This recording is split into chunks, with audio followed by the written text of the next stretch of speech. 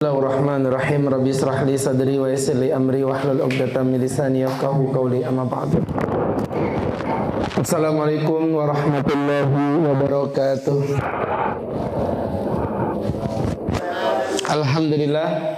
Alhamdulillahilladzi ghamara safwata ibadihi bila ta'ifi taksisin taulan wa amtinana wa allafa baina qulubina fa asbahna bi ni'matihi ikhwana wa naza'al ghilla min sudurina fadilna fid dunya asdiqa wa ikhwana wa fil akhirati rufaqaa wa khillana. Allahumma salli wa sallim wa barik ala rasulillah sayyidina wa maulana wa habibina Muhammadin wa ala alihi wa sahbihi wa man tabi'ahum bi ihsanin kaulan wa fi'lan wa adalan ila yaumil qiyamah.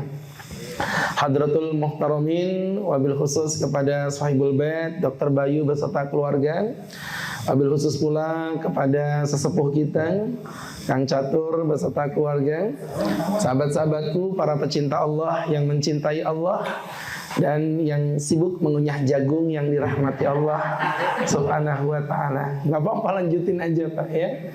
Kita santai-santai sambil baring-baring juga gak apa-apa Pak ya. Kan enjoy aja nih acaranya.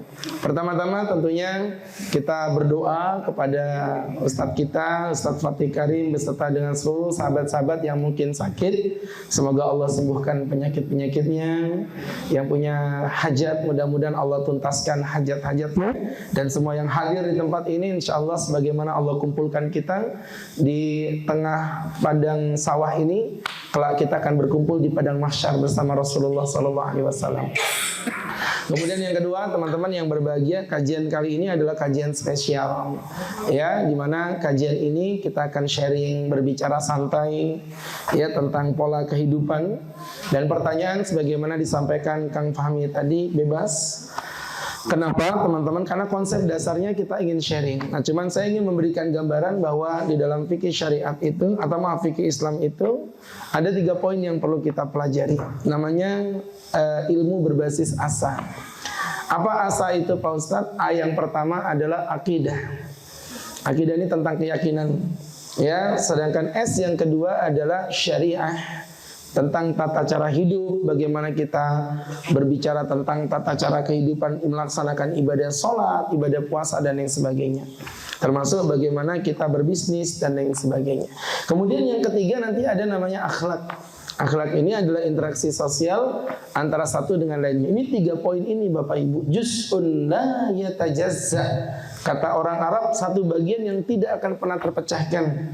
Ya, ada orang akidahnya bagus, dia yakin sama Allah Pak. Syariatnya hebat Bu, tetapi mohon maaf akhlaknya bobrok. Rajin sholat tapi mulutnya gampang melaknat, gak bakal masuk surga. Rajin puasa tapi suka ngegosipin tetangga, gak bakal masuk surga. Rajin ngaji, kalau sakit hati lep dari grup tanpa alasan yang jelas, agak susah masuk surga. Jadi artinya kalau kita pelajari, sahabat-sahabatku yang berbahagia, ini berarti akhlaknya yang bobrok. Dan ini penyakitnya orang solih. Kayak teman-teman muksinin ini nggak usah diomongin ibadah, antum sudah ahli ibadah semuanya. Tapi kadang-kadang akhlak kita Pak yang bobrok Pak. Mohon maaf ya, kalau Bapak pelajari setan itu akidahnya hebat loh Pak. Sampai waktu dia diusir, masih ingat gak sih ceritanya? Ketika dia diusir dari surga, setan itu masih memanggil Allah dengan panggilan Tuhan loh. Rabbi fa'andirni ila yaumi yub'atsun. Tuhan, panjangkan umurku sampai datang hari kiamat. Jadi setan aja masih mengakui Allah sebagai Tuhan. Syariat setan nggak ngelanggar tuh. Saya belum pernah dengar kabarnya setan berjudi, mencuri, nyuruh orang berjudi. Iya, kalau ada setan mencuri itu setan berkepala hitam Pak. Ya, jadi artinya kalau kita belajar di poin ini, akhlak yang membuat setan bobrok, aba wastakbara wa kana minal kafirin. Setan menolak, wastakbara dan dia sombong, maka dia pun menjadi hamba-hamba yang kafir. Ini poin yang pertama. Ada orang tuh syariatnya bagus, akhlaknya lembut, santun sama orang Pak, tapi mohon maaf akidahnya yang bobrok. Ya dagangan gak laris pakai penglaris, muka nggak laku pakai ilmu pelet, ketemu cewek cantik di pelet, pelet apa itu? Kalau melet itu yang buat ikat bungkusan Pak, ya. Oh, karet mah yang diinjak di dalam masjid itu apa namanya? Oh, karpet bukan yang diinjak-injak di luar itu ya. Oh, keset. Emosi banget sih. Ya, keset itu bukannya yang buat ngerekam suara tuh. Oh, kesel apaan? Nggak nyambung tuh kan, kebanyakan makan jagung begini nih jadinya. Jadi teman-teman yang berbahagia, dari situ kita belajar. Oh, ternyata akidahnya yang bobrok. Nah, ada juga tuh akidahnya bagus, akhlaknya bagus, syariatnya yang bobrok. Oh iya, saya pernah ketemu perempuan, kalau nama Allah dicaci dia nomor 1 belain Pak. Tapi dia nggak mau pakai hijab. Saya bilang kenapa? Ya Pak Ustadz, apalah arti sebuah hijab? Jilbab itu cuman casing. Yang penting hatiku berjilbab. Yang penting hatiku berjilbab. Saya bilang, Mbak, omonganmu tuh kayak perempuan naik motor nggak pakai helm ketemu polisi. Woi, mana kau punya helm? Pak polisi, apalah arti sebuah helm? Yang penting hatiku berhelm. Oh, ditampar polisi memang gitu ya. Jadi teman-teman, artinya syariat dijalani. Wah, aku ahli sedekah kok suka berbagi, makan riba nggak masalah lah. Gimana sih? Ya, syariatnya dia langgar. Dagangan udah nggak ngerti, pokoknya halal haram tembak aja. Yang penting aku masih rajin sedekah di Muhsinin Club Pak Ustadz. Nggak bisa. Yang haram tetap haram. Dan Bapak jangan pernah mencampur aduk antara halal dengan haram Pak. Kenapa? Karena dominasi keburukan itu lebih kuat dibandingkan dengan kebaikan. Air kencing itu air kotor apa air bersih Pak? Kotor. Air aqua bersih apa kotor? Bersih. Setandon dengan setetes lebih banyak mana? Setandon air aqua ditetesin setetes air kencing. Orang nyebutnya air bersih apa air kotor? Paham? Jadi keburukan itu lebih mendominasi dibandingkan dengan kebaikan. Nah, ini poin yang akan kita pelajari tentang konsep akidahnya monggo, tentang konsep syariatnya yang mau ditanyakan silakan, tata cara ibadah boleh, pernikahan silakan, tentang Pak Ustadz apakah yang kayak begini udah jatuh cerai atau tidak. Biasanya ibu tuh suka tanya begitu, tetangga saya itu Pak Ustadz, padahal dia sendiri tuh ya. Saya udah tahu potongan-potonganmu Bu ya, gaya-gayamu itu udah saya tahu. Ada tetangga saya itu suaminya itu jahat Pak Ustadz, pelit, padahal dia maksudnya suaminya, tapi nggak apa-apa. Yang penting gak usah disebutin nama, inisialnya suami saya begitu ya. Itu poin yang kedua. Akhlak juga boleh Pak Ustadz dalam pertemanan kayak begini seperti apa. Nah untuk itu teman-teman dengan membaca bismillah nggak santai aja. Buat yang mau bertanya, untuk itu Ustadz persilahkan. Silakan teman-teman. Siap Ustaz. Enggak, silakan teman-teman ada yang mau ngomong. Silakan Dok. Kenapa? Istrinya berapa? Masya Allah. Kasih tahu nggak ya? Jadi begini teman-teman yang berbahagia, saya pernah bilang sama istri saya, Mi, Abi mau nikah lagi, Abi mau kawin lagi, Abi mau poligami. Clear sudah, nggak perlu disimpan-simpan. Tapi syaratnya Mi, istri yang kedua harus lebih cantik daripada kamu. Kata istri, kenapa Abi nggak kawin lagi? Masalahnya mencari yang lebih cantik dari kamu tuh nggak mungkin ada. Backsound. Hai. Di tengah lapangan situ kan daun-daunnya bergerak-gerak kanan kiri gitu. Udah puas ya. Nggak usah mancing-mancing. Nanti ada Agus Heru udah Rebon masalah lagi. Oke. Saya nggak ngerti masalah kalian, nggak ngerti masalah kalian saya cuma ngomong ya tuh gitu aja. Semua yang saya sampaikan cerita fiktif belaka, jika terjadi kesamaan tokoh maupun peran itu hanya kebetulan saja. Ya, silakan kalau ada pertanyaan yang lebih berbobot dari ini boleh. Silakan, ya mangga Pak. Bapak dulu yang ini. Assalamualaikum warahmatullahi wabarakatuh. Assalamualaikum warahmatullahi wabarakatuh. Ustaz, kalau terkait akhlak itu bagaimana caranya kita dalam kehidupan sehari-hari itu bisa menjaga akhlak kita? Baik, begini. Pertama kita kenali dulu apa itu akhlak. Akhlak itu Pak, ini ilmu panjang sih. Cuman saya ringkesin. Rumusannya akhlak itu ada 3 poin. Kata para ulama, yang pertama adalah badlun nada, menebarkan kebermanfaatan. Yang kedua syaddul adza, menjaga diri tidak menyakiti orang lain. Yang ketiga, ihtimalul adza, ketika kita disakitin kita mampu bertahan dengan kebaikan. Nah, maka teman-teman 3 poin tadi. Yang pertama, tebarkan kebaikan. Maka jadikan nih Muhsinin Club seperti ini, kita jadikan sebagai momen untuk menebarkan kebajikan semampu dan sebisa yang kita lakukan. Kemudian kalau kita udah punya seperti ini, baru kita minimal jangan nyakitin orang lain. Pak, mohon maaf Pak ya, di Islam itu kita nggak usah ngomong yang gede-gede lah. Sampai suatu ketika Nabi lagi duduk Pak, ada sahabat di sini lagi iktikaf gitu, pada ngaji, saut-sautan suaranya pada saut-sautan. Kemudian Nabi di belakang kainnya Nabi toleh gini, hai sahabatku, ya Nabi, fa innakum tunadi Rabban wahida, kalian tuh nyembah satu Tuhan yang sama. Fala yu'dayanna ba'dukum ba'd, maka janganlah di antara kalian menyakiti satu dengan lainnya. Artinya nyakitin orang dengan bacaan Quran aja hukumnya haram. Itulah Pak. Itu yang kedua. Dan yang ketiga, ketika kita disakiti, bersabarlah. Nah, 3 poin ini sudah kita pahami sebagai akhlak. Nah, gimana cara mendapatkannya? Poin yang pertama, harus punya ilmu Pak. Mohon maaf ya Bu ya, kalau kita ngerti ilmu tuh apa aja jadi enak. Contoh nih misalnya, saya tuh biasa suka ngegosip Pak Ustadz. Coba pelajari ilmu gosip. Ayuhibbu ahadukum ayyakula lahma akhihi maita fakarihtumu. Emang kamu mau tuh makan daging bangkai saudaramu dalam kondisi udah mati? Bukankah itu menjijikkan buat kamu? Jadi setiap mulutnya mau berghibah, dia tuh ingat kayak makan daging bangkai. Gitulah teman-teman. Nah pada saat itu dia mulai menjauh dari ghibah. Itu kalau orang punya ilmu begitu. Satu ilmu. Yang kedua circle Pak. Kata Nabi, almar'u ala dini khalili, manusia itu bergantung pada siapa sahabatnya. Falyandur ila ma yukhalilahu, maka silahkan kau pandang siapa yang menemani dirimu. Bapak tahu kulit sapi? Ini kalau nggak ada yang jawab saya pulang ya. Kalian nggak ngerti penderitaan saya kesini tadi gimana. Jadi teman-teman, sapi disembelih Pak, dikulitin belah dua. Setengahnya dibuat bungkus Quran, setengahnya dibuat beduk masjid. Yang jadi bungkus Quran ini coba lihat, dicium, dipeluk, kotor dikit dibersihin, ditaruh paling atas. Dia kulit sapi Pak, nggak berubah. Tapi lihat nasibnya berbeda karena dia nempel di Quran. Tapi lihat yang nempel di beduk masjid, nasibnya menderita. Tiap hari ditamparin sama pengurus masjid. Artinya apa? Sama-sama kulit sapi, bahkan dari satu sapi yang sama ternyata berbeda. Circle-mu menentukan siapa dirimu. Dan akhlak itu pasti butuh partner. Gak pernah saya ketemu ada ibu-ibu bergosip sendirian. Ya Bu, ibu, loh, biasanya ibu-ibu pakai ngeles segala biasa aja lah ya. Memang mohon maaf, bapak-bapak ada juga yang bergosip, tapi 10% ya.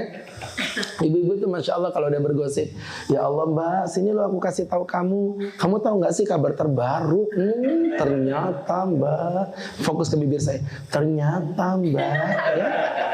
Ini susah loh Pak, ya, ini ada ilmunya public speaking ini ya. Jadi teman-teman,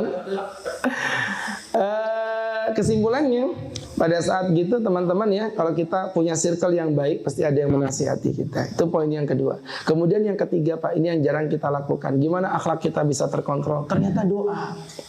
Makanya kita tuh Pak, mohon maaf Pak, doa antum itu terlalu materialistis. Ya Allah, berikan aku mobil yang banyak, berikan aku rumah yang mewah, berikan aku kendaraan yang super VIP. Selalu materialistis. Saya pernah berdoa gitu, dimarahin guru saya. Nah, yang kamu minta itu sesuatu yang diberikan Allah kepada orang kafir yang bahkan tidak pernah meminta kepada Allah. Levelmu terlalu rendah. Minta ke wali kota uang 100.000 itu kecil gitu loh. Minta sama Allah sesuatu yang tidak diberi Allah kecuali kepada orang yang beriman. Bisa nggak mintanya begini, ya Allah, robek jantungku, letakkan di dalamnya magnet cinta agar lisanku dapat merasakan manisnya berzikir atas nama-namamu. Ya Allah, pahitkan mulutku dari makanan-makanan haram. Ya Allah, beri aku kekuatan agar aku dapat bersabar menghadapi ujian. Nah itu teman-teman, mohon maaf, berikan aku tetes air mata yang kelak akan menghalangi aku dari panasnya api neraka. Doa-doa begitu kan gak pernah kita minta. Nah coba diganti mindsetnya, ya Allah, mudah-mudahan aku punya akhlak yang baik, jauhkan dari akhlak yang busuk. Rabbana, berikan yang benar adalah benar sehingga aku mampu mendapatkannya, dan tunjukkan aku yang salah adalah salah, dan berikan rezeki aku untuk dapat meninggalkannya. Itu doa kayak gitu, minta sama Allah agar akhlak. Jadi 3 poin tadi Pak, dekat dengan majelis ilmu, circle yang baik, dan doa kepada Allah. Baik, ada yang lain? Ustaz, Silakan. sekarang kan hibah itu banyak hibah digital. Ya. Ya, banyak diekspos gitu kan, dipublish di sosial media gitu. Komennya juga banyak gitu. Kita nggak ikut komen tapi bacain gitu. Itu masuk hibah. Bacain satu persatu. Baik. Seru ya. Baiklah. Saya tahu yang dibaca itu apa. Baik. Jadi teman-teman yang dirahmati Allah Subhanahu wa taala, hibah itu hukumnya haram. Ilatnya apa? Intihak li hurmatin nas. Merobek kemuliaan saudara kita. Pak Ustaz, tapi dia beneran loh, ini bukan ghibah, ini kenyataan. Lah memang karena beneran itu Pak, namanya ghibah. Kalau nggak bener itu namanya fitnah. Gitu. Jadi ngomongin kejelekan orang lain itu tidak diperbolehkan apapun alasannya. Iya, dengerin dulu kan belum dijelasin, keles. Sabar, makhluk paling kuat di muka bumi. Orang Ustaz masih jabar pemaparannya dulu. Ya Allah. Pernah nggak ngelihat ada Ustaz ngelempar jagung ke jemaahnya gitu? Jadi teman-teman yang berbahagia. Nah, jadi ghibah itu hukumnya haram, bahkan termasuk al-kabair, dosa-dosa besar. Sekarang kita geser. Kalau ghibahnya bentuk tulisan gimana Pak Ustadz? Sama aja. Ya, tidak ada bedanya. Karena kita kembali ke ilatnya tadi, Pak. Apa ilatnya tadi? Merusak, merobek kemuliaan manusia, kemuliaan seorang muslim dengan cara mengomongi keburukannya. Itu yang kedua, berarti ghibah dalam bentuk tulisan sama saja. Nah, kemudian masuk pada poin yang ketiga. Pak Ustadz, saya nggak ikut ghibah. Saya cuma membaca. Itu ternyata disampaikan Imam Nawawi, apabila ada orang berghibah, kita nggak ngeghibah, tapi kita mendengarkan ghibahnya. Kata Imam Syafi'i, al-qail was-sami' sawa'un indallah. Yang ngomong dengan yang mendengarkan sama saja di mata Allah. Setidaknya kita telah melakukan dosa membiarkan kemaksiatan yang nyata di depan mata kita. Nah sekarang dibawa ke ranah tadi, Pak Ustadz saya cuma baca doang, sama aja. Tidak diperbolehkan. Nah terus Pak Ustadz apa yang saya lakukan? Ya di close itu aplikasi yang mengandung ghibah. Makanya kemarin ada pertanyaan unik, Ustadz, emang boleh nggak sih kita sebagai manusia tuh nonton infotainment? Nah, saya nggak mengharamkan infotainment kok. Karena di infotainment tuh ada juga berita yang bukan ghibah. Misal contoh nih, artis ini umroh, itu kan bukan ghibah Pak. Tapi kalau Anda susah ngebedain, ya udahlah tinggalin aja yang berita begituan, nggak penting-penting amat. Fokus mikirin diri sendiri aja. Ya diri kita banyak dosa Pak, ngapain mikirin aibnya orang lain? Waliyadzubillah. Ya seperti itu. Jadi kalau ibu membaca ada berita seperti itu di skip ya. Apalagi medsos kan gampang tuh tinggal set gitu. Ini enggak, dia memperhatikan komen. Subhanallah. Habis itu nge-like ya kan. Habis nge-like kemudian komen juga akhirnya itu. Iya banget, tahu enggak sih ya Allah. Oke, berikutnya next. Silakan. Makan dulu. Suara saya ini udah mau habis juga ke Ustaz Fatih sebenarnya ya. Udah mulai berkurang. Silakan teman-teman. Enggak, silakan, enggak apa-apa. Dewi tadi. Kalau misalnya kan kita misalnya ngumpul, terus ada yang ceritain tentang orang lain gitu, ya kan otomatis kan kita pasti dengar ya Ustaz. Nah itu gimana tuh Ustaz? Baik. Sesuai yang diajarkan Rasulullah di dalam Al-Quran maupun di dalam hadis, ya, fala taq'ud ma'ahum innaka idzam mislahum. Kalau kamu melihat ada orang mengolok-olok ayat Allah, kata Allah, maka janganlah kamu duduk sama mereka. Tapi menyingkirlah engkau darinya. Sama kayak tadi, kalau kita mendengarkan orang berghibah, maka minimal Pak, sebenarnya yang lebih bagus pakai tangan. Kalau pakai tangan gimana? Udah ini close, bubar. Itu namanya tangan. Kalau tangan nggak bisa, minimal pakai mulut. Dengan apa kita sampaikan, Bang, ini hukumnya dosa. Gitu Bu, ada orang berghibah Mbak, nggak boleh Mbak ngegosipin orang itu dosa. Tapi beneran loh Mbak. Iya, itu tetap ghibah kata Pak Ustadz dosa. Kamu nggak pernah ngerasain? Iya, aku juga digituin Mbak, nyebelin banget, tau nggak sih ya Allah. kepancing kan aku. Nah itu tadi yang Ustaz maksudkan. Jadi kita minimal bergeser. Tapi kalau memang dengan bergesernya kita menimbulkan fitnah yang lebih besar, kata para ulama tidak mengapa kita duduk di situ. Contoh, ibu misalnya yang ngegibain itu adalah pimpinan perusahaannya. Dan kalau kita pergi akan membahayakan pada keadaan suami kita. Kata para ulama nggak apa-apa kita nggak geser dari situ, tapi hati kita yang berpaling. Contoh gimana? Dia pada ngegibah, ya udah kita buka HP aja. Kita fokus pada isi HP kita, tapi kita nggak fokus pada apa yang dibicarakan dalam bentuk ghibah itu. Begitu ya? Wallahu a'lam bishawab. Oke, next. Boleh. Ya, pertama saya doain semoga Ustaz sehat selalu. Amin ya rabbal alamin ya Allah. Usia yang panjang dalam Islam. Amin amin. Nah, saya mau tanya, di era digital ini kita sering foto-foto, susah banget ya Pak, nggak foto di sosmed. Bahaya al-ain gimana? Baik, jadi begini. Oke, ada penyakit di dalam Islam itu namanya penyakit ain. Ain itu apa? Ain itu penyakit mata. Kalau bahasa Indonesia ainun itu mata. Tapi bukan yang dimaksudkan penyakit mata yang berkaitan medis itu bukan. Tetapi yang dimaksudkan adalah ada orang-orang Pak, memang yang Masya Allah sama Allah diberi, ini bukan kelebihan ya, tapi kekurangan, penyakit. Orang ini punya penyakit ain yang kalau dia melihat sesuatu menimbulkan ketakjuban, muncul rasa hasad di dalam dirinya, maka apa yang dia lihat akan menimbulkan kemudorotan. Kalau benda bakal rusak, kalau manusia bakal sakit. Ya, itu disebutkan Allah, teman-teman, wa min syarri hasidin idza hasad.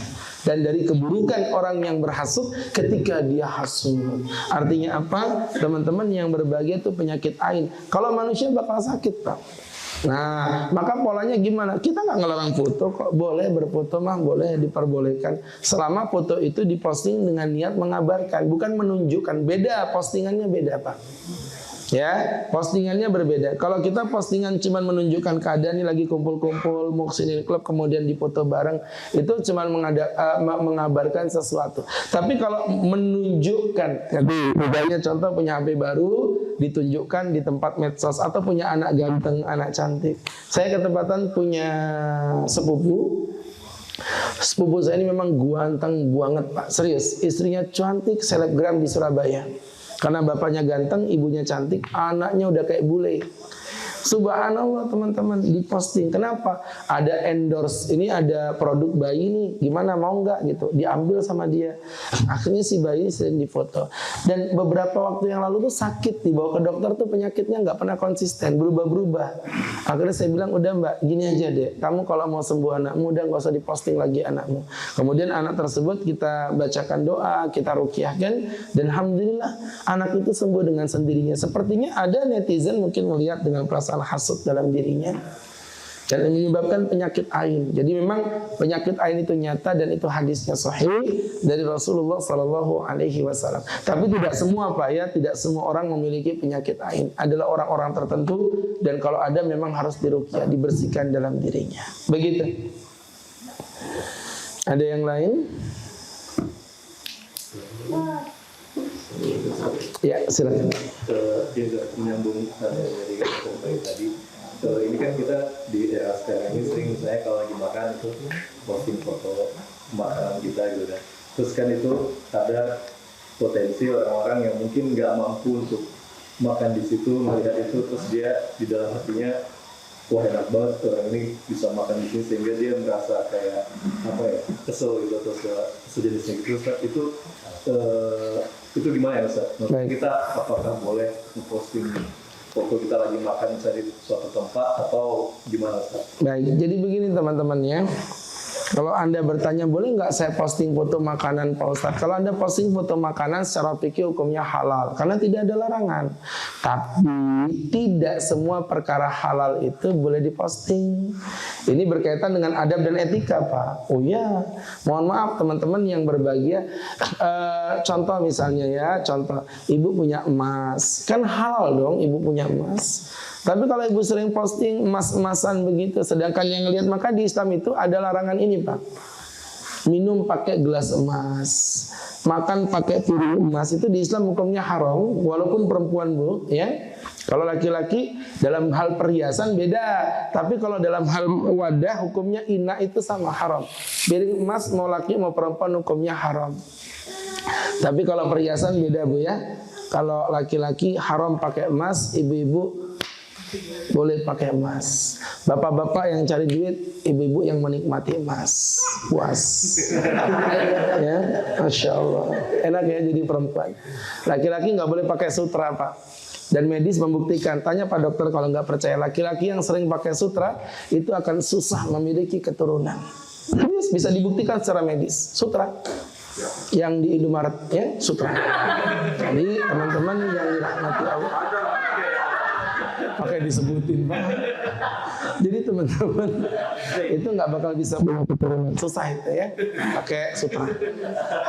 Maka teman-teman yang sampingnya permen karet itu loh Pak, Bapak ini pernah ke Indomaret nggak sih?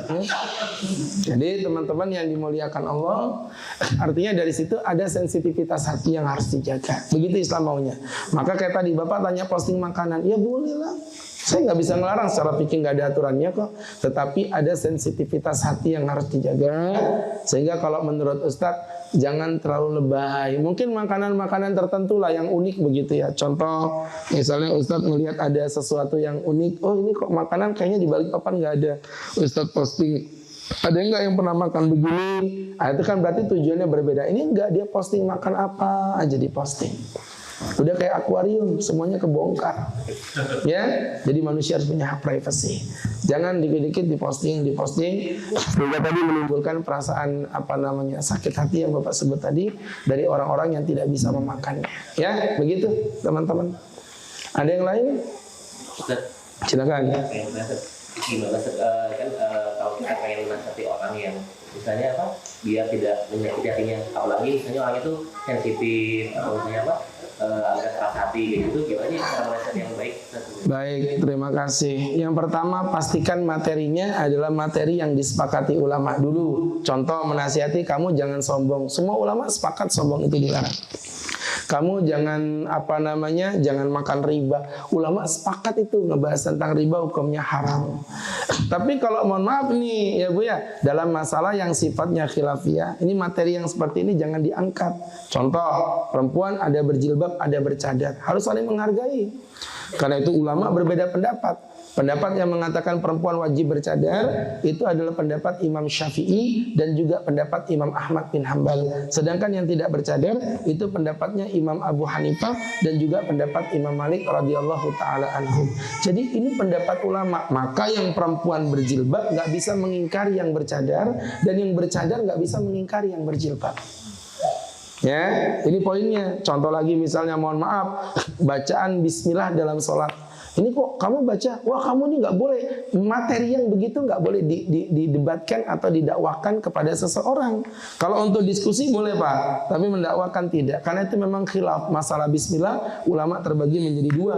Ada pendapat yang mengatakan tanpa bismillah, itu pendapat Imam Malik. Ada pendapat yang kedua, mayoritas ulama mengatakan membaca bismillah. Tetapi pendapat mayoritas ulama pun terbagi jadi dua lagi. Ada yang bismillah dibaca dengan keras, itu madzhab Imam Syafi'i yang banyak terjadi di Indonesia. Ada yang mengatakan bismillah dibaca dengan pelan, itu pendapatnya Imam Ahmad, dan itu yang banyak terjadi di Masjidil Haram.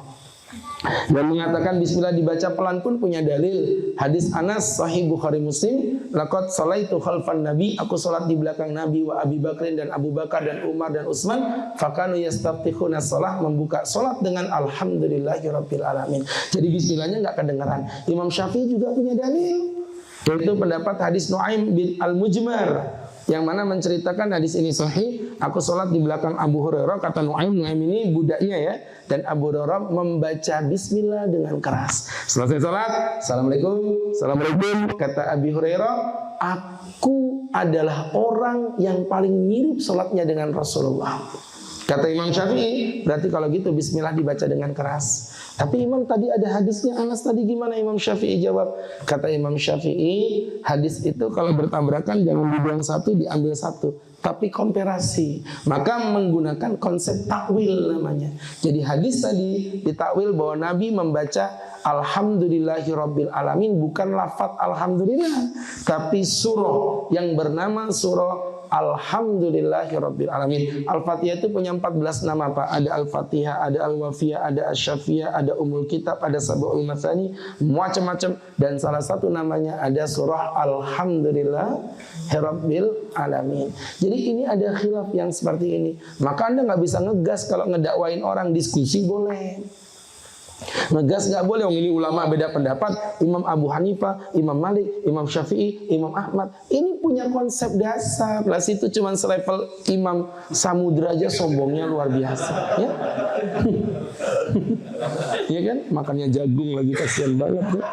Jadi teman-teman yang dirahmati Allah, jelas ya. Saya nggak mau ngebully, udah tadi janjian sama Kang Fahmi, saya nggak ngebully malam hari ini ya, karena suara saya udah habis juga Pak ya. Teman-teman yang berbahagia, itu tadi poinnya. Poin pertama berarti materi. Ya jelas Pak ya, materinya harus materi yang disepakati. Kemudian yang kedua, delivery. Materinya udah bagus Bu, tapi deliverynya salah.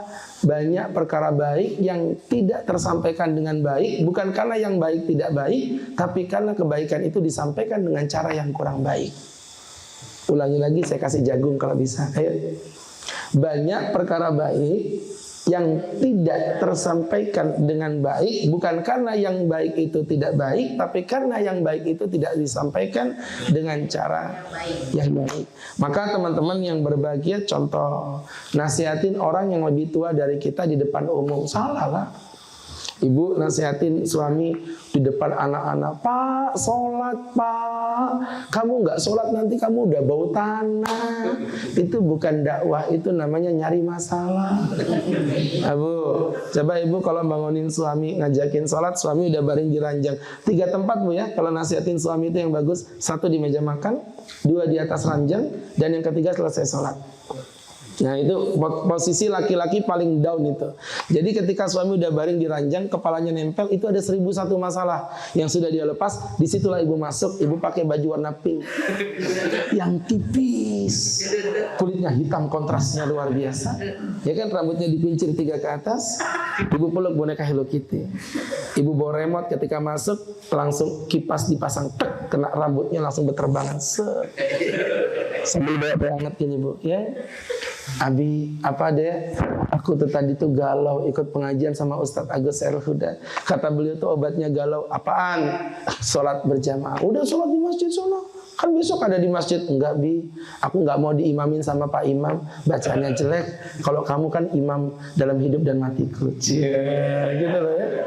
Padahal di hati tuh gini, jadi sebenarnya nggak apa-apa Bu, berdusta yang seperti ini halal loh ya. Nah, jadi poinnya seperti itu teman-teman. Ya, yang Ustaz sampaikan tadi. Maka yang kedua, delivery, cara penyampaiannya harus yang benar. Kemudian yang ketiga, ini yang paling penting Pak. Kalau antum nasihatin orang, jaga hati, jangan pernah merasa antum yang merubah orang, tapi itu semua adalah kebesarannya Allah. Mohon maaf Pak, ini yang paling penting. Dan saya dinasihatin sama guru saya, kamu kalau berdakwah nanti akan dapat godaan. Ada yang nolak kamu, kamu sakit hati. Ada yang nerima kamu, kamu bakal sombong. Saya digituin sama guru saya. Dan betul memang ujiannya Pak. Ketika ceramah gitu ya, terus ada yang main HP di belakang tuh sakit Pak, ini sakit. Kalau ada di sini nggak ada, nggak ada di belakang pantat temennya ada, itu kelihatan dari sini. Ditolak sakit, diterima. Ya Allah Ustadz, semenjak Ustadz saya bisa berubah, saya jadi hijrah. Ya Allah Pak, mohon maaf Pak, Bapak tahu setan tuh emang kurang ajar. Tuh langsung dagu saya naik 5 cm. Gitu, ya kan? Ngerasa kayak seakan-akan aku tuh bisa memberi orang hidayah. Nah ini poinnya, supaya nggak begitu. Caranya gimana? Ketika antum mendakwai orang, jangan pernah luput dari doa. Ayo Mbak, pakai hijab. Ayolah dicoba hijabnya, tapi sesekali tak, gak apa-apa, yang penting mau nyobain dulu aja. Insya Allah itu langsung saya di hati gini, ya Allah rubah hati orang ini, ya Allah rubah hati orang ini. Jadi nanti kalau dia nggak nerima saya nggak sakit hati. Tapi kalau dia nerima saya nggak bakal sombong. Kelakuannya Allah bukan kelakuan saya. Apa yang mau saya sombongin? 3 poin ini Bapak praktekin. Kalau dia betul-betul udah Bapak sampaikan dengan cara yang indah, tapi tetap sakit hati, saya kasih tahu. Jangan pernah takut nyakitin hati orang dalam berdakwah. Kok gitu Tat? Iya. Yang penting sudah dilakuin yang 3 tadi ya. Yang 3 udah dilakuin.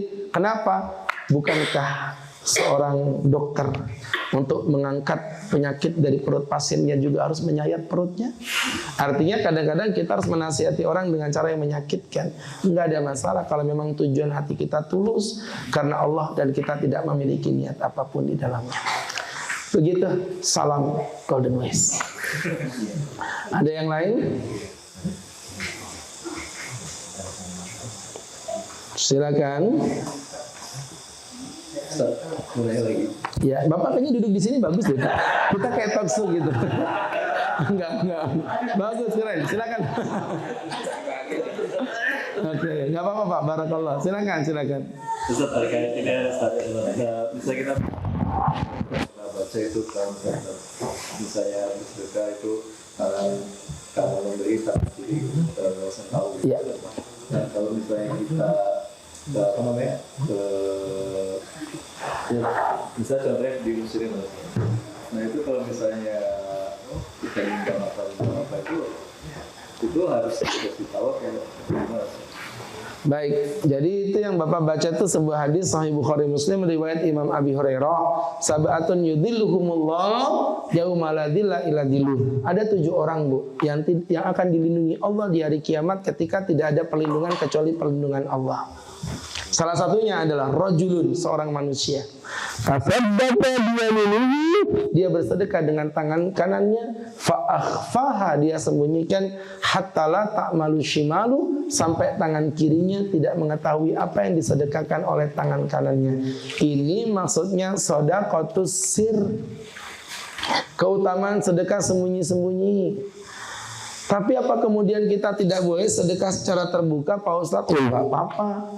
Orang di Quran juga ada kok sedekah yang memang ditujukan dalam kondisi terang-terangan ataupun secara sembunyi-sembunyi. Tetapi yang sembunyi memang lebih afdol. Kenapa? Untuk menjaga hati kita. Makanya kan ada istilah MC nomor sekian-sekian. Itu sedekah mah nggak usah disebutin nama. Saya kalau minta sedekah, Bang, saya mau sedekah di masjid. Iya Pak Ustadz. Tulis di situ hamba Allah itu alias Agus Khairul Huda. Ditulis dengan lengkap gitu ya. Oh sama aja. Jadi teman-teman yang berbahagia, ya sedekah jahar itu kadang-kadang boleh Pak. Kalau memang tujuannya untuk syiar. Paham nggak maksudnya? Jadi ceritanya gini. Saya pernah diundang lelang dana Pak di pesantren di daerah Kilo 34. 34 itu udah bukan Balikpapan, dia masuk kecamatan Samboja. Tahu Samboja Pak ya? Dulu namanya Samboja Bu, tapi belakangan semenjak IKN berubah jadi kecamatan Ja. Ya, karena Sambunya kan udah di penjara. Jadi Samboja begitu. Jadi kecamatan Ja. Jadi teman-teman yang dirahmati Allah itu tadi ngomong apa saya ya? Samboja sebelumnya. Jadi teman-teman yang dirahmati Allah Subhanahu wa taala, konsep dasarnya adalah ketika Ustaz diundang di Kilo 34. Nah, itu waktu itu ada open donasi gitu ya. Satu kali pukul tiang itu bayar 20 juta. Nah, yang mancing ini saya kenal Pak. Beliau tuh memang pinter. Waktu pondok kami launching pertama, itu Masya Allah beliau bisa mengumpulkan dana 1,9 M dalam waktu sekitar 1 jam.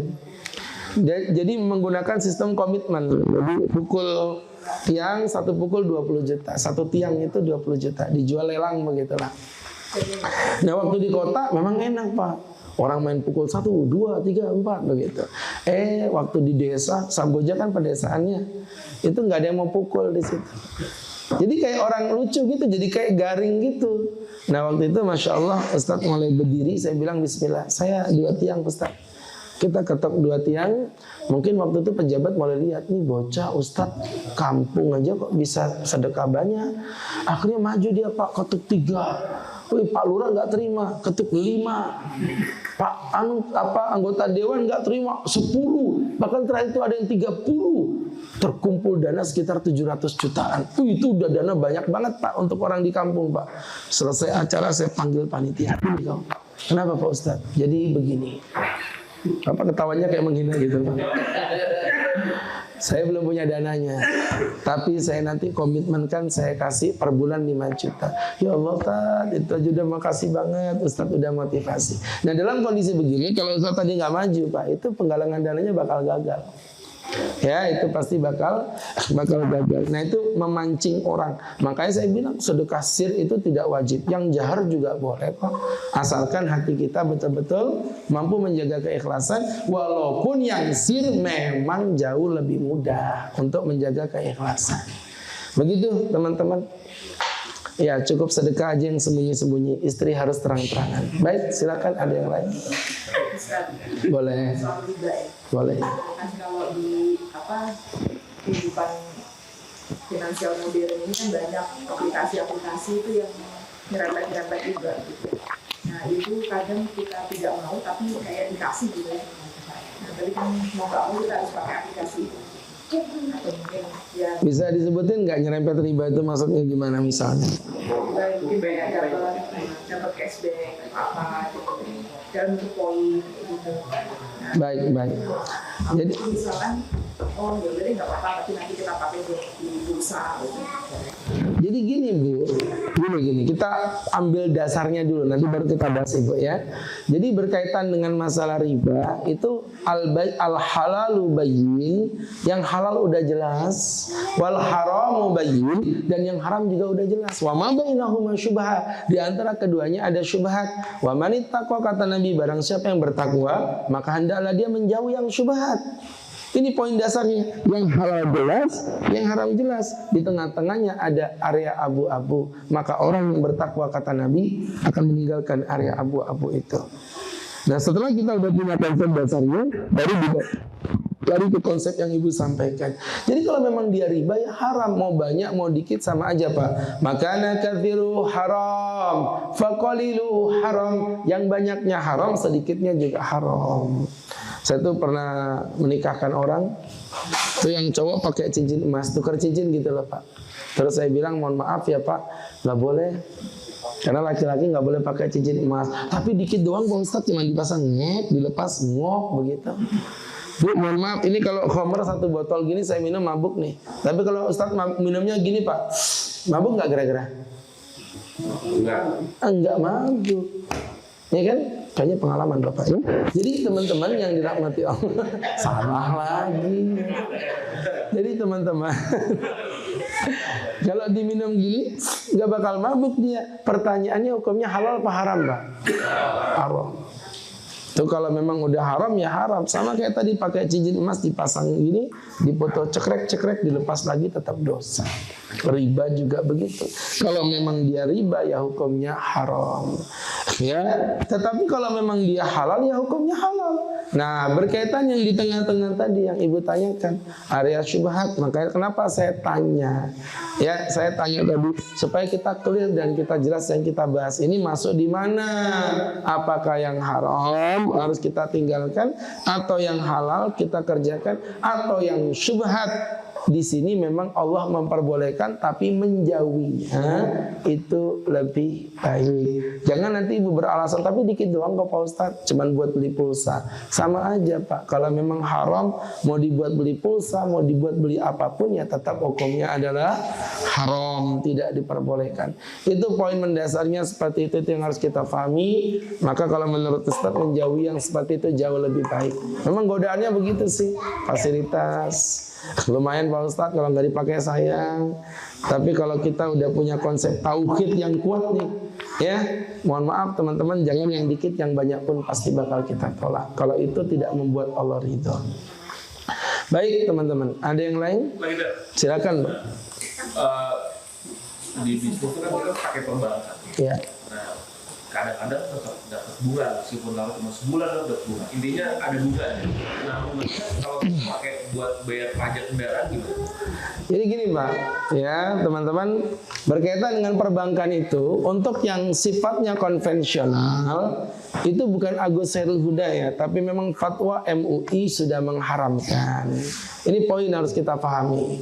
Jadi meninggalkan yang seperti itu hukumnya wajib, terlebih sekarang dengan pilihan bank syariah yang udah cukup banyak di mana-mana. Ini poin pertama, untuk bank konvensionalnya udah pasti kita tinggalkan dan ulama sepakat di situ tidak ada perbedaan. Nah, tinggal bagaimana tentang bank syariat Pak Ustadz. Di sini ulama memang ada dua sudut pandang. Ada yang mengatakan, oh kalau bank syariat mah sama aja kayak bank konven, sama aja dapat duit juga tambahan. Berarti itu juga masuk dalam bab riba, sehingga mereka juga mengharamkan bank syariah. Ya monggo, itu sudut pandang. Tapi memang ada beberapa ulama seperti yang difatwakan Majelis Ulama Indonesia yang mengatakan bahwa bank syariah bukan dengan bank konven, berbeda. Jangan dilihat dari hasilnya, tapi lihat dengan akadnya. Pak, mohon maaf Pak, menurut Bapak zina dengan menikah apa bedanya? Nah, ujung-ujungnya kan diranjang juga. Yang membedakan apa Pak? Akadnya. Ya, akadnya yang membedakan. Sehingga berangkat dari situ teman-teman jangan melihat pucuknya aja. Nah, ini poin pertama. Jadi kalau maksud Bapak tadi adalah itu riba yang diharamkan Allah, close, hukumnya haram. Muncul godaan setan, nggak apa-apa, itu kan buat bayar pajak. Saya tahu ini. Maksudnya larinya kemana? Uang haram mau digunakan untuk apapun hukumnya adalah haram Pak.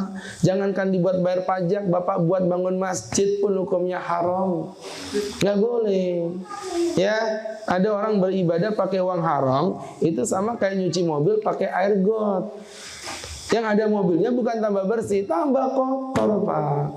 Nah, jadi sehingga berangkat dari situ tidak bisa kita beralasan bahwa ini digunakan untuk membayar pajak, jadi bukan bagian dari itu, tidak diperbolehkan. Wallahu a'lam bishawab. Jadi jangan ngambil ribanya juga jangan membayar pajak gitu kan? No, kalau kita berbicara tentang pajak ini masalah yang berbeda. Kalau masalah riba udah close, kita nggak bayar, kita nggak boleh bergumul dengan riba. Itu udah konsekuensi kita sebagai seorang muslim. Nah, sekarang poin yang kedua adalah pertanyaan yang tadi, bagaimana dengan hukum membayar pajak Pak Ustadz? Teman-teman, di situ ulama memang ada perbedaan dalam memahami konsep dosa besar yang namanya makas. Jadi di hadis itu ada namanya makas. La'anallahul makas. Semoga Allah melaknat tukang pungut pajak. Nah, dalil ini kemudian digunakan beberapa ulama yang mengatakan bahwa pajak itu hukumnya haram mutlak. Tapi saya pernah diundang di kantor pajak untuk menjelaskan masalah itu. Kemudian saya bedah bahwa sebenarnya ulama itu sepakat makas itu hukumnya haram. Tapi definisi makas itu bukan pemungut pajak begitu, tapi pemungut pajak liar. Yang dulu itu Pak, ada orang-orang yang kerajaan yang lewat ini apa namanya, daerah-daerah tertentu dipalakin. Namanya pemungut pajak liar begitu ya. Itu bahasa Arabnya makas. Sedangkan untuk negara itu bukan makas, bahasa Arabnya doribah.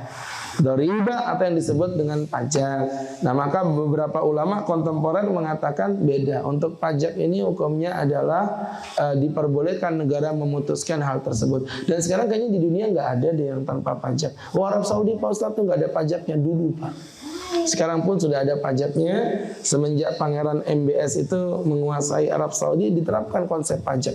Karena memang bebannya cukup berat. Ala kulli hal, ada yang mengharamkan pajak tapi kadang menikmati jalanan. Ini juga agak aneh, karena jalanan itu diciptakan dari pajak, begitu.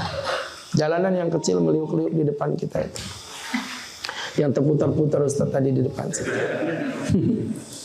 Baiklah. Oke, mangga. Yang lain apapun boleh. Temanya jangan terputar-putar di satu poin boleh. Kemana-mana lari-lari boleh. Ada yang lain? Ya. Dari istri kedua anaknya berapa tadi?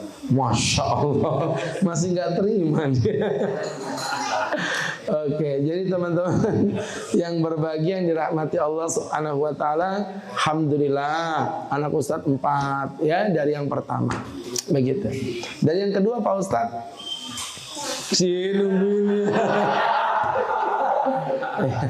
Insya Allah belum ada Pak ya. Saya nggak mau berkata tidak karena saya tidak bisa menerima keputusan Allah.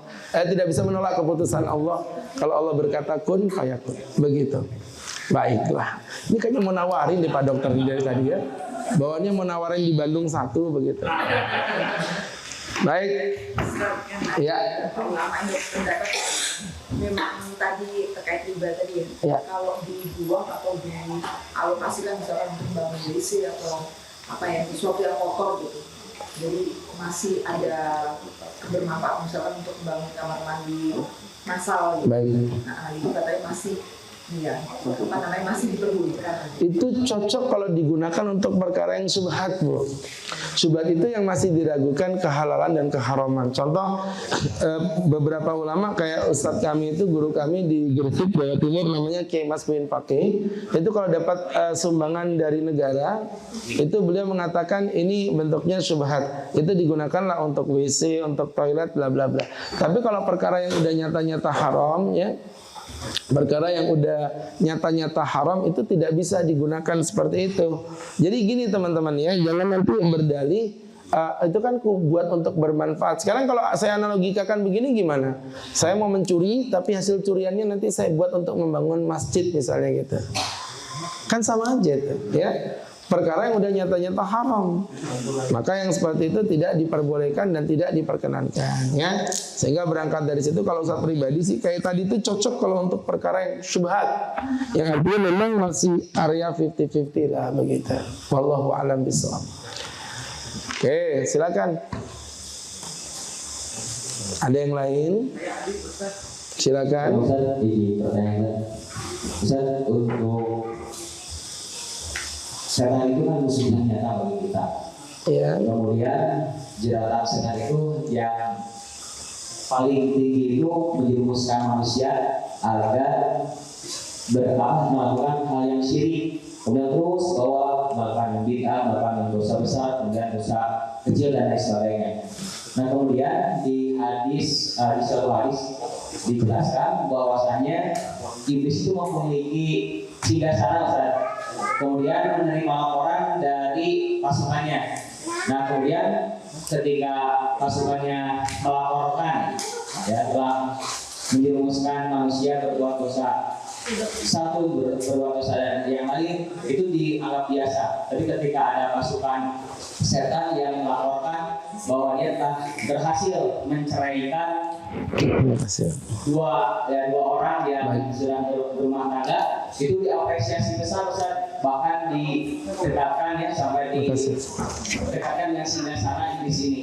Nah masalahnya Ustaz, bukankah perceraian ini adalah hal yang mubah, Ustaz, ya? Bukan dosa besar, tapi ini sampai diapresiasi sebegitu luar biasa oleh iblis. Nah ini baik. Baik, bunyi hadisnya begini ya. Inna sayatin, sesungguhnya para setan istawa ala arsyihi alal ma, memiliki kerajaan di atas air, Pak. Ya, air yang mana? Wallahu a'lam bishawab. Bisa jadi air sungai depan situ, kita nggak tahu juga. Ya, jadi setan itu punya kerajaan. Nah, nanti raja ini akan mengutus saroya, pasukan-pasukannya. Adnahum a'dhamuhum manzilatan, a'dhamuhum fitnatan. Yang paling kecil, Pak, kata Nabi, itu derajat yang paling kecil aja sudah cukup menjadi fitnah yang besar di muka bumi. Jadi pasukan setan pada berkeliling tuh. Kemudian apa yang terjadi? Pulang-pulang Raja Setan bertanya, apa yang kamu perbuat? Saya udah membuat orang berzina, Tuhan. Kecil. Aku udah membuat orang berjudi, Tuhan. Kecil. Kamu, saya udah membuat orang gak fokus makan gorengan ketika pengajian, Tuhan. Biasa itu, ya. Nah, yang ketiga ditanya, kamu, aku udah membuat orang bercerai, Tuhan. Kata Raja Setan, Fani mas syaiton anta, kamulah the best of the best Setan Award 2024. Ngeri, Pak, ya kan? Nah, ini hadisnya begitu. Kemudian beliau menjelaskan tadi pertanyaannya, Pak Ustaz, bukankah talak itu perkara mubah? Kenapa kok sebegitu bencinya sampai Raja Setan itu memberikan apresiasi yang sebegitu mengerikannya? Ini dengarin Ustaz. Itulah hebatnya Nabi Muhammad. Nabi Muhammad itu statementnya punya visi misi, Pak. Jadi kalau Nabi mengharamkan itu pasti visi misinya jelas. Saya kasih tahu, zina haram betul, judi haram betul. Tapi kenapa tidak membuat setan naik perangkat? Tapi justru yang menceraikan orang, setan malah bisa naik jabatan. Saya kasih tahu teman-teman, ya, cerai itu mubah. Tapi dari cerai memiliki efek negatif yang jauh lebih besar daripada yang lain-lainnya. Gara-gara cerai, mohon maaf, anaknya broken home itu pasti rata-rata jadi pecandu narkoba, jadi nggak keurus dan lain sebagainya. Kemudian mohon maaf, habis bercerai apa yang terjadi? Perempuan-perempuan jadi janda-janda yang Masya Allah cukup kadang-kadang mohon maaf yang tidak punya iman masuk ke pelacuran. Sampai muncullah bahasa-bahasa kuda yang mana, kuda yang mana, kuda yang putih berambut pirang, janda yang mana, janda yang mana, Allahu Akbar, kuda janda. Ya, jadi teman-teman, mohon maaf saya ceramah ke lokalisasi Pak. Saya tanyain dari semua itu hasil broken home, serius. 80% jarang ada perawan ting-ting kemudian mau jadi pelacur itu jarang ada, tapi jarang, paling 20%. 80% itu janda broken home semuanya. Ya, itu yang kedua, karena perempuan itu memang godaannya nggak jauh-jauh dari harta. Nah, kalau laki-laki beda, godaannya pasti pada wanita. Perempuan mampu bertahan tanpa suami, tapi perempuan gak bakal mampu bertahan hidup tanpa harta. Bapak-bapak tanpa harta mampu, ngemper di pinggir masjid pun kita bisa hidup, tapi bapak tidak akan pernah mampu hidup tanpa seorang wanita. Waspadalah. Itu ada surveinya Pak. Bapak pikir saya ngomong tanpa data. Laki-laki itu godaannya pada wanita. Jadi pernah disurvei Bu, dari 10 laki-laki dihadirkan cewek cantik berbaju seksi. Dari 10 laki-laki yang 8 pasti menoleh, yang 2 melotot. Ya? Jadi teman-teman, iya teman-teman yang berbahagia. Artinya muncullah yang laki, mohon maaf ya, kalau lokalisasi, karena kan lampiasan seksnya nggak tersalurkan, yang perempuan jadi PSK, anaknya jadi pecandu narkoba, sehingga dari situlah Islam melakukan tindakan preventif. Talak itu halal tapi dibenci.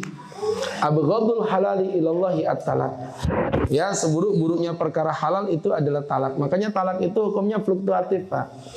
Talak itu bisa menjadi wajib, bisa menjadi sunnah, bisa menjadi mubah, bisa menjadi makruh, bisa menjadi haram. Ya, ini kalau Ustaz jelasin semua bakal panjang nih. Atau nanti aja lah, nggak usah, kapan-kapan aja. Ya. Sekarang, ntar aja lah strategi marketing. Ya. Ya, saya jadi niru Kang Fahmi nih. Ya teman-teman yang berbahagia. Ya. Dengerin Ustaz. Oke, ya nanti ada ceramah premium itu beda harga. Aku nggak mau kalau gorengan kayak gini, maaf ya. Aduh, mohon maaf. Makan kacang hijau campur apel. Sorry, nggak level. Oh oke, Santi Maranginya enak tadi ya, cuman lemaknya banyak banget tuh, tahu. Sampai kering di mulut saya tadi. Tapi enak, serius saya suka sate Marangi. Baik gini, kapan singkat-singkat aja ya, kalau bab talak saya jelasin. Jadi Bu, mohon maaf Bu, saya ini spesifikasinya di fikih. Dan ketepatan saya itu buat fikih ibadah orang udah biasa. Fikih tentang apalagi macam-macam udah biasa. Ketika saya open untuk fikih samaraba namanya, sakinah, mawadah, warahmah, wal barokah, itu tanggapannya luar biasa Pak. Waduh, ternyata kasus perceraian, mungkin ini mohon maaf sedikit saya keluar tema, ada bahasa-bahasa. Jadi selama ini saya udah cerai Tat. Iya Pak, tapi selama ini kami masih berhubungan suami istri normal. Tuh, ya Allah ya Karim. Jadi dia nggak sadar dia udah bercerai. Bahkan ada orang, mohon maaf teman-teman yang berbahagia, menikah dengan orang yang sebenarnya haram dinikahi Pak. Contoh siapa? Gak mungkin lah saya nikah dengan adik, jijik lah. Gak mungkin lah saya nikah dengan ibu, jijik lah. Tapi mohon maaf, setan itu cerdas. Ini kalau boleh di luar tema saya jelasin dikit. Tapi kalau nggak boleh juga nggak apa-apa. Tapaknya nggak boleh. Oh gitu. Jadi gini teman-teman ya. Waktu itu ada seorang perempuan, sebut saja namanya Mbok Rondo, ya. Mbok Rondo, tahu Mbok Rondo? Udah plakatut mah udah selesai. Plakatut mulu, ya. Jadi teman-teman, ada namanya Mbok Rondo. Mbok Rondo ini seorang pengusaha perempuan Bu, udah tua tapi kaya raya, orang Samarinda. Dia ketemu dengan Brownies. Brownies apa Brownies? Brownies manis. Akhirnya subhanallah Bu, jatuh cinta dan mereka menikah. Sampai di sini ada yang salah nggak? Nggak ada, baik-baik aja kok. Begitu, ya. Mereka menikah sama-sama cinta. Si Mbok Rondo cinta dengan Brownies, Brownies pun cinta dengan hartanya Mbok Rondo. Jadi sama-sama cinta. Akhirnya menikah. Qadarullah teman-teman, sesuai dengan yang diharapkan, Mbok Rondo mati duluan. Ketika Mbak Rondo mati, datang ke pengacara, Pak, saya kan suaminya, saya pewaris tunggal, saya minta hartanya. Kata pengacara, bisa Pak, tapi Bapak mungkin tidak pernah diceritakan Mbak Rondo ya. Ternyata Mbak Rondo itu punya anak dari suami yang dulu, seorang anak gadis tinggal di Jawa, harus didatangkan. Kata Bronis, ya udah nggak apa-apa, yang penting kita berbagi warisan. Sampailah datang perempuan ini, sebut saja namanya cabi-cabian. Jadi ketika dia datang, subhanallah Pak, ketemu mereka bukan hanya berbagi warisan, mereka juga berbagi cinta. Nah, cinta menikahlah mereka berdua. Mohon maaf teman-teman, padahal Bapak tahu statusnya laki ini siapa? Bapak tiri. Bapak tiri itu mahram, Bu. Nggak boleh nikahnya batil itu. Tidak sah teman-teman. Jadi teman-teman, ya Allah, dan Bapak Ibu tahu nggak saya dapat cerita dari mana? Dari mahasiswi saya. Yang mahasiswi saya ini adalah hasil hubungan antara si Bronis dengan cabai-cabian tadi.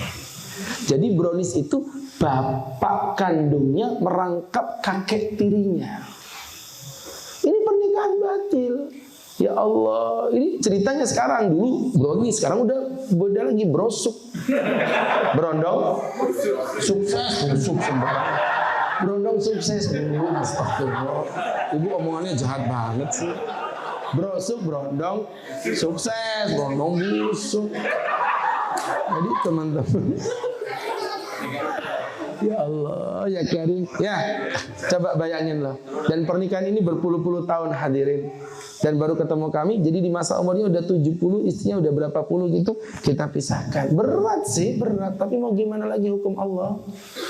Ya, jadi teman-teman, kembali tadi masalah talak. Talak bisa wajib. Kapan Tat? Kalau misalnya suaminya, mohon maaf teman-teman, melakukan daripada yang namanya ilah. Ilah itu apa Tat? Menyumpahin istri dengan tidak menggauli lebih dari 4 bulan. Dek, demi Allah aku tidak akan menggauli kamu lebih 4 bulan. Maka seorang hakim berkata, rujuk sumpahmu, lebur sumpahmu dengan kafarah sumpah. Aku nggak mau Pak Hakim, kalau begitu kamu cerai. Aku nggak mau Pak Hakim, hakim akan memaksa, wajib kamu bercerai. Untuk menjaga kemuliaan wanita. Wanita kok dianggurin 4 bulan, nggak boleh. Itu maksudnya begitu. Satu. Yang kedua, talak hukumnya sunnah. Kalau istrinya meninggalkan kewajiban dan sudah melakukan proses-prosesnya ya, udah dinasihatin, udah dipisah ranjang, udah dikasih pukulan, tapi tetap tidak berubah, maka di situ disunahkan untuk dicerai. Kemudian yang ketiga, cerai menjadi mubah. Kapan? Kalau sama-sama udah nggak ada cinta sama sekali. Oh iya Pak, daripada nikah suami istri nih, tapi udah nggak ada komunikasi, nggak ada rasa.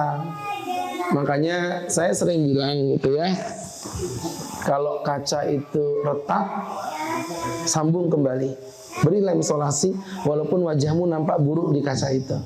Tapi kalau kaca itu udah hancur berkeping-keping, buang saja, daripada kau genggam hanya akan melukai tanganmu sendiri. Ngerti nggak sih kalian ya? Ini apa kebanyakan makan jagung begini nih ya. Ya. Maksudnya apa? Gini teman-teman. Kalau pernikahan itu punya konflik, bertahanlah walaupun wajahmu jelek. Tadi maksudnya apa? Walaupun hatimu tersakiti.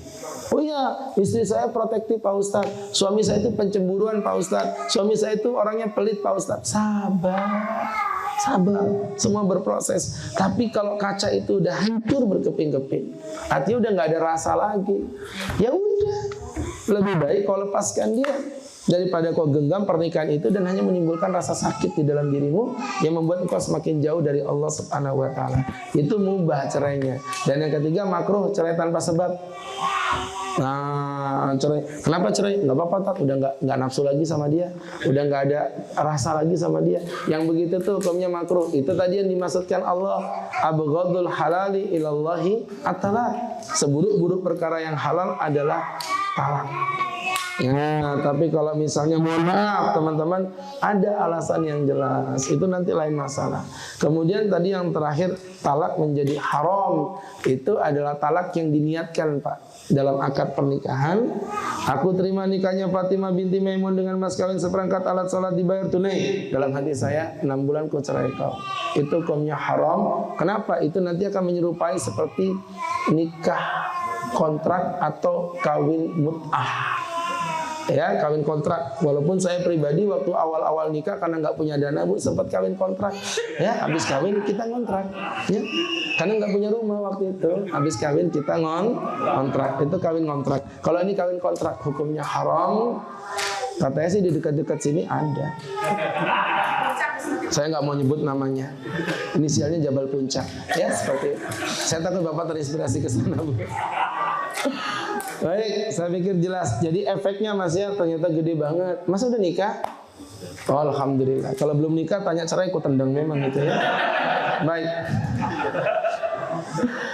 Oke, teman-teman, masih ada yang bertanya sebelum kami tutup? Silakan. Yang sedikit kan ada yang kayak bercandaan kayak gitu tapi ternyata udah itu itu tuh harus nikah gitu dia apa maksudnya cerainya bercanda. Iya, talaknya bercanda. Iya. Kata Nabi salasun 3 perkara jadduhun najid, sungguh-sungguhnya adalah sungguh-sungguh, wa hazluhun najid, bercandanya adalah sungguh-sungguh. Yang pertama adalah talak, yang kedua adalah rujuk, dan yang ketiga adalah kalimat kufur. Jadi ini bercandanya dianggap serius. Jadi hati-hati Pak kalau masalah cerai itu. Ya kadang-kadang bercanda gitu ya. Mohon maaf teman-teman, kadang-kadang kalimatnya itu agak nyerempet-nyerempet, jauhi kalau bisa. Udah Bu, kamu kalau kayak begini caranya, aku cerai kamu. Hahaha, prank misalnya kan begitu tuh, suka begitu. Iya, ada yang suka begitu. Istriku, aku cerai kamu. Apa ya? Betulan, prank. Itu jatuh cerai loh Pak. Jatuh cerai. Kalau talaknya 1 masih enak, tinggal rujuk. Rujuk itu cukup berkata, aku rujuk kamu, you, me, friend, begitu. Udah selesai. Itu kalau masih talak 1. Talak 2 masih bisa dirujuk. Talak 3 nggak bisa dirujuk lagi, forever untuk selama-lamanya. Kecuali si perempuan kawin lagi dengan laki-laki lain. Ini namanya talak bain kubro.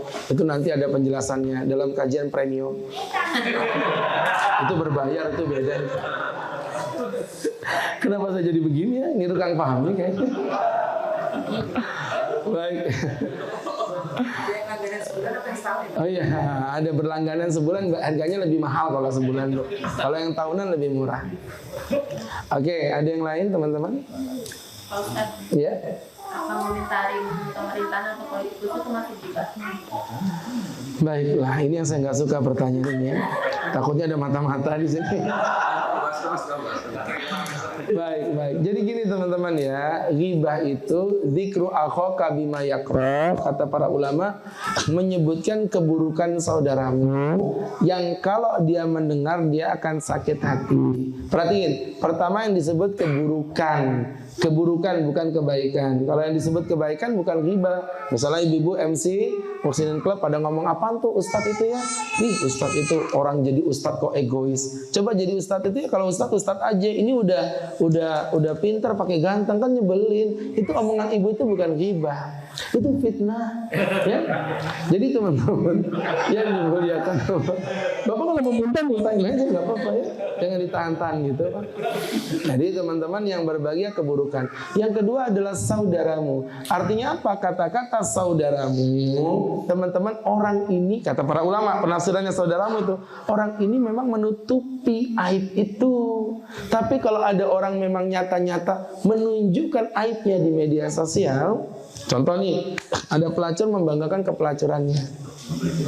Ada maling membanggakan kemalingannya. Jadi dia bangga aja. Aku maling nggak apa-apa tuh, enak-enak aja. Nah yang kayak begitu tuh kalau digibahin nggak dosa. Kata Rasulullah, kullu ummati mu'afin. Setiap umatku berpotensi untuk dimaafkan. Ilal mujahirin, kecuali orang yang membanggakan dosa. Ya, maka berangkat dari situ untuk orang-orang yang sifatnya politikus. Kemudian kita ngomongin keburukannya. Kalau yang diomongin berkenaan dengan kebijakannya, itu bukan sesuatu yang ditutupin, Pak. Itu emang sesuatu yang dibuka. Kecuali kalau yang Ibu bahas itu adalah privasinya. Mohon maaf ya, saya banyak sekali tidak setuju dengan kebijakannya Pak Jokowi. Tapi saya tuh kalau baca di medsos ada yang ngomongin, oh dasar tuh si Jokowi kurus krempeng. Itu tuh sakit hati saya Pak sebagai Muslim Pak. Saya bukan pendukung beliau, ya, tetapi mohon maaf dengan segala hormat saya bilang Anda tetap tidak punya hak untuk menghina fisiknya orang. Karena kalau personalia itu ditutupi oleh beliau, apalagi tentang keluarganya, nggak usah dibahas. Kebijakannya, ya kenapa sih Pak Jokowi begini-begini saya nggak setuju. Nah itu bukan ghibah, karena itu sesuatu yang memang di-share ya oleh Pak Jokowi sendiri. Yang seperti itu maka tidak mengapa. Begitu. Dikru ahwaka bima yakroh, terhadap sesuatu yang kalau dia mendengar berarti yang digibahin orangnya nggak ada. Kalau yang digibahin ada bukan ghibah, itu namanya istihza, atau yang disebut dengan pelecehan atau penghinaan. Baik, satu terakhir. Satu terakhir, ayo, ini berhadiah. Ya. Waalaikumsalam. Kalau sekali pertanyaan, begini Pak. Jadi pertanyaan, oh belum. Silakan Pak. iya kalau pasangan berzina di luar nikah, terus lahir anak, nah itu harus nikah lagi begitu. Harus dinikahin terus gimana? Bapak nggak usah tertekan sama istri, biasa aja. Apa sih Indri? Gak usah disebutin namanya Bu, astagfirullah. Saya udah paham sih pertanyaan. Udah paham. Oke, saya potong aja ya langsung ya. Intinya yang beliau pertanyakan begini. Ada laki perempuan melakukan perbuatan zina, gak usah disebutin namanya, inisialnya Indri. Jadi teman-teman, Indri kan banyak Pak. Di Indonesia ini ada 12.734 Indri loh ya. Baik. Ada orang ya nggak tahu, Ibu tadi nyebutin Indri. Oke. Ada orang melakukan perbuatan zina, laki perempuan. Kemudian dari zina itu muncul seorang anak. Ini perhatiin teman-teman ya. Di dalam Islam, anak hasil zina itu tidak menanggung dosa apa-apa. Itu poin pertama. Jadi jangan ngomong ini anak hasil zina, sholatnya nggak diterima, bla bla bla. Itu semua yang disampaikan hadisnya maudhu, hadisnya palsu, tidak sah secara hukum agama. Poinnya. Jadi yang pertama bahwa anak itu tetap anak yang suci sebagaimana anak yang lain. Yang kedua, nasabnya terputus dari ayahnya. Jadi karena nasab terputus dari ayahnya, satu, anaknya tidak mewarisi harta bapaknya. Bapaknya tidak menjadi wali. Bapaknya tidak menjadi wali bagi anaknya. Ya Allah, serem banget Pak Ustadz. Makanya jangan berzina. Ya, jadi teman-teman, bapaknya tidak bisa menjadi wali. Bahkan Imam Syafi'i lebih sadis Pak. Bapak zinanya boleh menikah dengan anak zinanya. Kenapa? Walaupun secara DNA memang itu anaknya, tapi tidak diakui di dalam Islam. Ya, ini yang harus dipahami. Itu poin yang kedua. Poin yang ketiga yang Bapak tanyakan tadi. Kalau begitu gimana ya? Boleh nggak kalau si suami ini menikahi perempuan yang lagi hamil dari zina anaknya si laki itu sendiri? Di situ baru ulama memang ada perbedaan pendapat. Ada yang bilang boleh, ada yang bilang tidak. Cuman kalau Ustadz pribadi untuk mengambil pendapat yang lebih berhati-hati, Pak, lebih baik begini. Anak ini tidak menikah dulu selama dia hamil. Karena ada ulama yang melarangnya, yaitu Imam Malik. Solusinya untuk menutup aib, biasanya mereka dinikahkan secara negara. Ada buku nikahnya untuk menutup aibnya. Setelah menikah secara negara, kemudian nanti, perhatiin teman-teman, mereka dipisahkan kembali. Setelah mereka dipisahkan, teman-teman, nanti selesai si perempuan hamil, anaknya keluar, baru mereka dinikahkan ulang secara hukum agama. Ini saya pikir pendapat yang lebih berhati-hati Pak. Karena mohon maaf ya, kalau saya salah beli jagung ini, saya makan paling masuk mulut, haram keluar jadi kotoran. Selesai. Saya tinggal tobat sama Allah. Tapi kalau urusan kemaluan, itu hasilnya menjadi zina. Dan zina itu, teman-teman, efeknya nanti akan berkepanjangan terus-menerus, akan sepanjang masa. Waliyadzubillah. Maka berangkat dari situ lebih baik itu Pak poinnya. Saya tahu ada pendapat kayak Imam Syafi'i mengatakan tidak mengapa.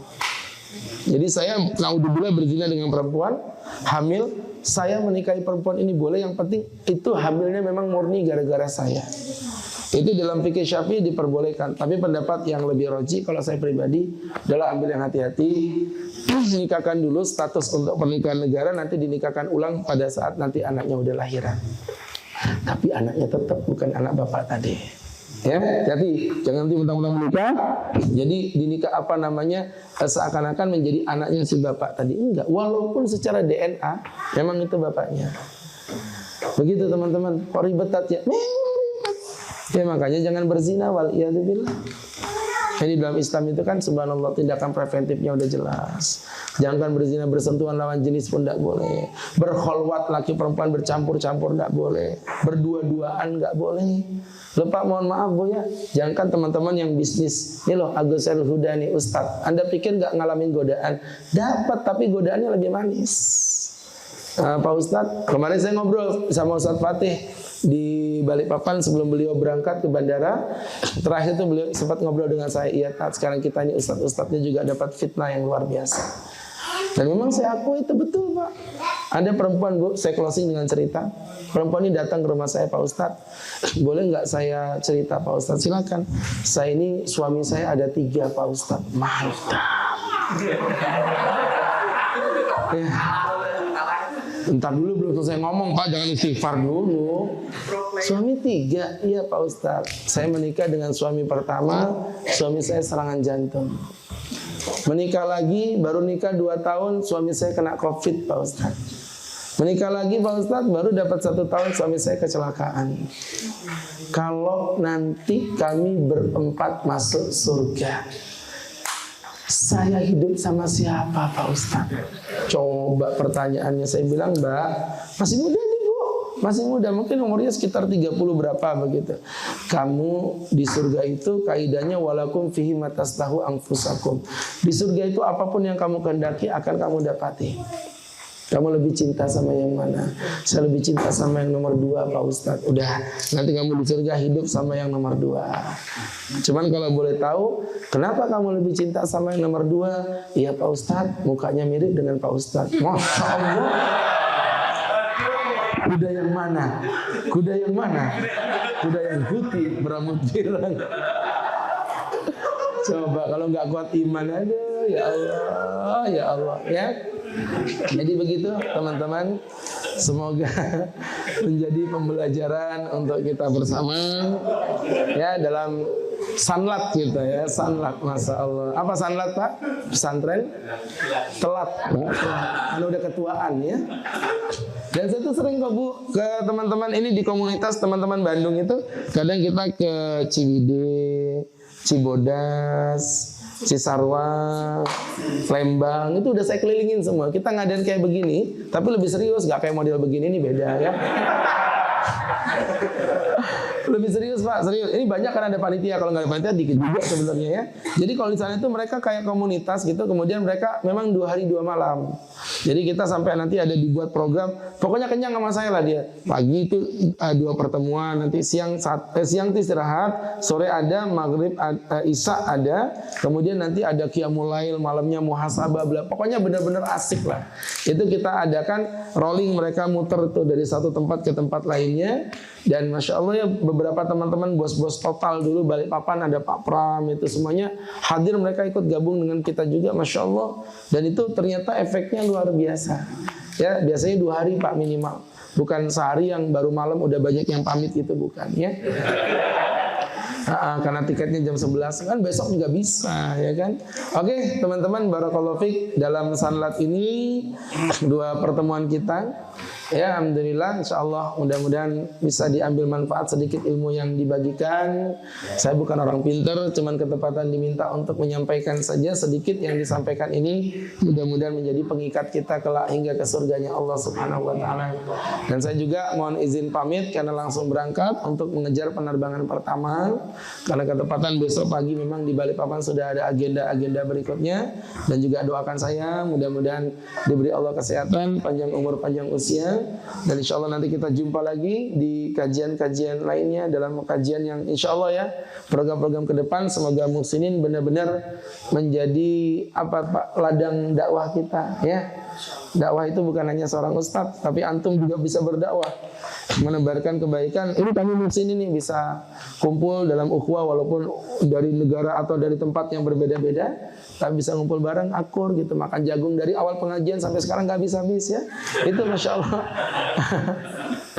Pasti orang sabar itu ya. Baik, teman-teman, insya Allah ini yang bisa saya jelaskan. Dan terakhir mari kita tutup dengan berdoa kepada Allah Subhanahu wa Ta'ala. Amin Allahumma amin. Alhamdulillahirabbil alamin. Wassalatu wassalamu ala sayyidil mursalin wa ala alihi wa sahbihi ajma'in. Inna nas'aluka salamatan fid din wa afiyatan fil jasad wa ziyadatan fil ilmi wa barakatan fil rizqi wa taubatan qabla al maut wa rahatan indal maut wa maghfiratan ba'dal maut wa bin alaina fi sakaratil maut wal afwa indal hisab wa najata minan nar. Allahumma ya Allah, ampuni dosa-dosa kami, dosa kedua orang tua kami, dosa orang-orang yang mencintai dan yang amat kami cintai. Rabbana, kami mohon kepadamu ya Allah, ampuni dosa-dosa kami di masa lalu kami. Sebagaimana kau gelapkan ruangan ini ya Rabb, maka kelak kami di kuburan jauh lebih gelap daripada apa yang kami dapatkan di malam ini. Rabbana, sejukkan kuburan kami, lapangkan kuburan kami. Jangan kau jadikan kami orang-orang yang menyesal dan merugi ketika kami kelak di kuburan ya Rahman. Rabbana ya Hayyu ya Qayyum, sadarkan kami bahwa dunia yang fana ini hanya untuk sementara. Sadarkan bahwa dunia yang fana ini hanya untuk sementara. Sadarkan bahwa Engkaulah tujuan kami yang sesungguhnya ya Allah.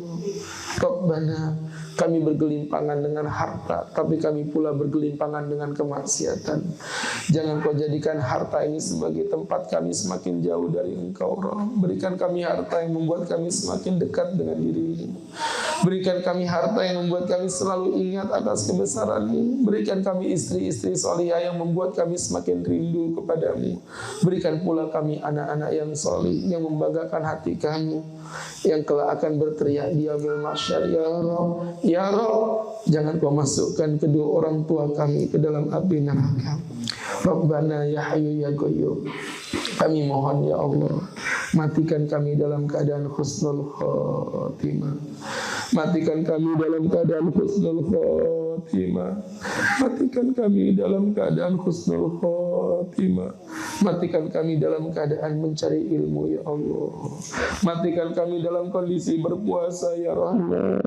Matikan kami dalam kondisi menuntut ilmu.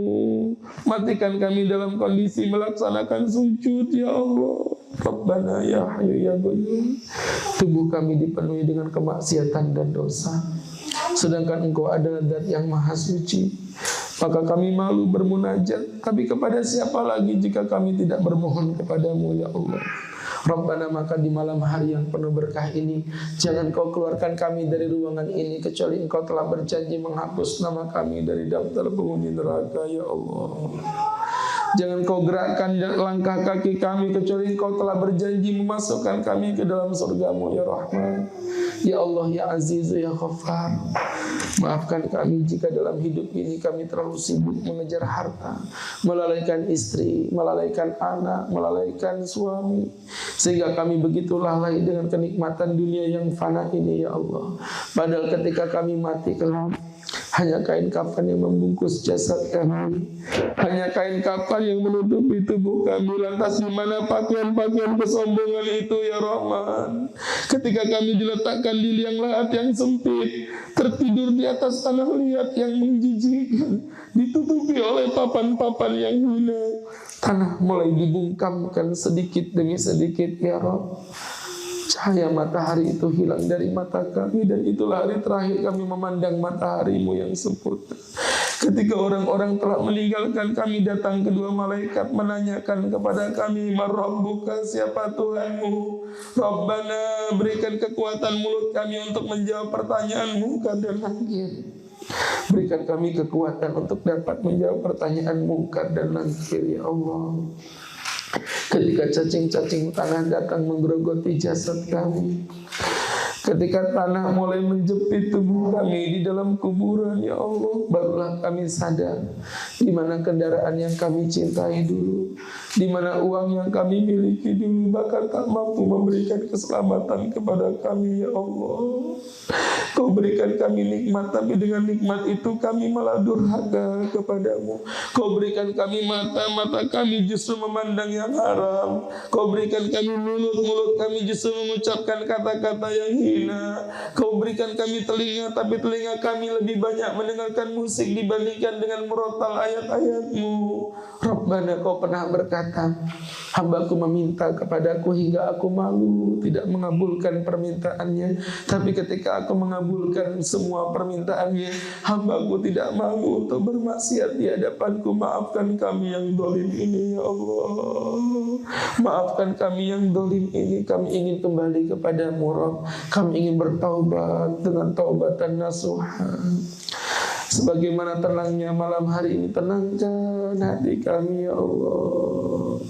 Berikan kami ketenangan untuk dapat lebih mencintai istri kami, mencintai anak kami, mencintai orang tua kami yang kami lalaikan hanya karena kami sibuk mengejar dunia, ya Rahman. Ya Allah, ya Rahman. Di tempat yang indah ini kami yakin Kau mendengarkan doa-doa kami. Kau mendengarkan munajat hamba-hambamu yang hina ini. Kami datang dengan membawa dosa, tapi jangan Kau biarkan kami keluar kecuali dosa ini telah Kau bersihkan dari jasad kami. Rabbana, ya Aziz, ya Ghaffar, mulai saat ini kami akan bertaubat kepadamu. Maka bukakan pintu taubat itu, ya Allah. Berikan kebahagiaan dan keberkahan pada keluarga kami. Jadikan keluarga kami keluarga sakinah. Jauhkan kami dari perceraian yang membuat kami semakin hina di hadapan-Mu. Berikan kami istri yang salihah. Berikan kami suami yang bertanggung jawab. Berikan kami anak-anak yang menjadi qurrata ayun. Berikan kami anak-anak yang membelai kepala kami di saat kami meninggal dunia. Berikan kami anak-anak yang memangku kepala kami, membisikkan di telinga kami, la ilaha illallah. Mentalkin telinga kami, la ilaha illallah. Ya Allah, ampuni dosa kami. Ampuni dosa kami. InsyaAllah Rabb, kami ingin berubah menjadi orang yang lebih baik. Jadikan kami orang-orang yang bersatu dalam ukhuwah di klub Muhsinin ini, ya Allah. Berikan kami orang-orang yang hatinya lembut. Jadikan kami kasih sayang pada sesama. Hilangkan rasa dendam, hilangkan kebencian, dan jadikan kami orang yang mencintai satu dengan lainnya. Hingga kelak kami berjumpa dengan Rasulullah dalam satu mahsyar di hari kiamat. Ya Rabbana, Rabbana, Engkau lah yang memerintahkan kami untuk berdoa. Kini kami telah berdoa kepadamu, dan Engkau lah yang berjanji untuk mengabulkannya. Maka kabulkan doa kami, Ilahi. Sesungguhnya Engkau bukanlah zat yang ingkar janji. Rabbana atina fid dunya hasanah wa fil akhirati hasanah wa qina adzabannar. Rabbana wa sallallahu ala sayyidina Muhammad nabiyil ummi wa ala alihi wa sahbihi wa sallam. Warzuqna lahul mutaba'ati lahu zahiran wa batinan ya arhamar rahimin. Bi fadli subhanaka rabbika rabbil izzati amma yasifun. Salamun alal mursalin walhamdulillahi rabbil alamin. Barakallahu fikum, semoga bermanfaat. Billahi taufik wal hidayah. Assalamualaikum warahmatullahi wabarakatuh.